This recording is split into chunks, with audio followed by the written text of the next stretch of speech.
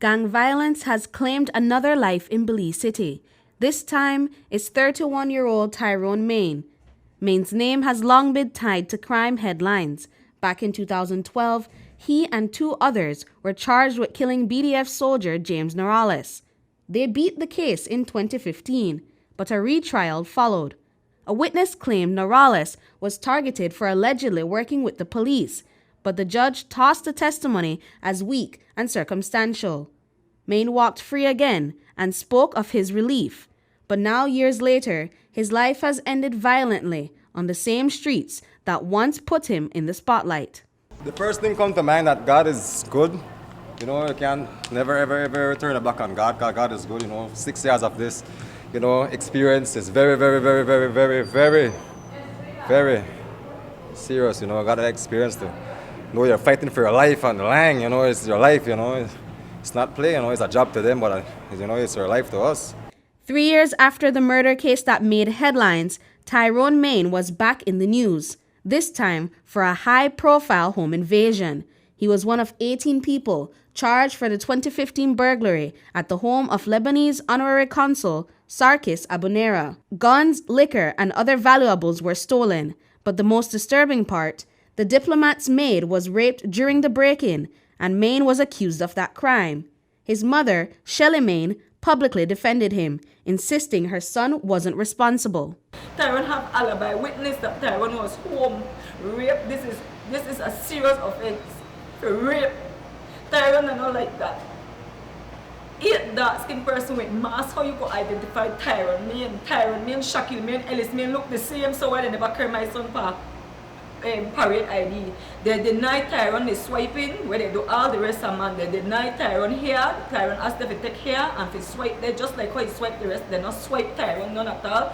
A DNA sample later identified Paul Jex Jr. as the perpetrator, and he was subsequently charged for the crime. However, just a few years later, brothers Tyrone and Ellis Meighan were both handed charges for being a member of a gang, a charge that the brothers adamantly refuted in court.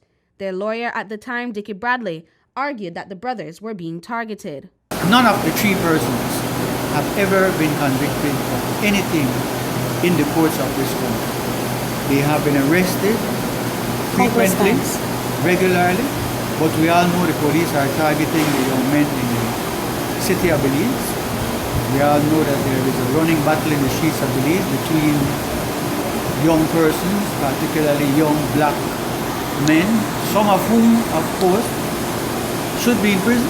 Let's admit that some of them are not trying to do good, they're trying to do bad. But in this case, we're hoping that what has transpired, the fact that they know they are being targeted, they know that they are being watched, photographed, lies are being told, that their lives are also in danger. Ellis and Tyrone were acquitted of the charges back in 2023, but not before landing behind bars once again when they were accused of violating bail conditions by missing their scheduled court appearance.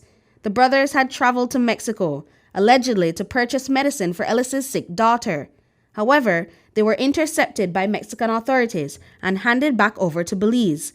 Their attorney in this matter, Norman Rodriguez, said that the brothers had not intended to violate their bail conditions. So there was no evidence.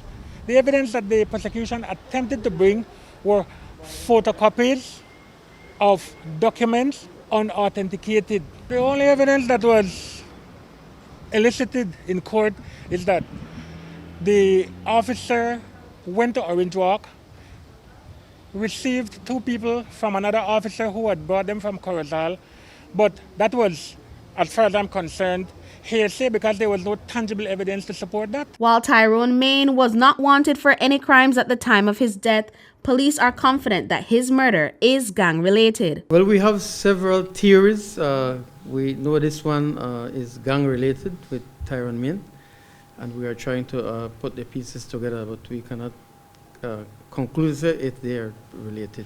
At this time, no charges have been made in the investigation. Britney Gordon for News 5.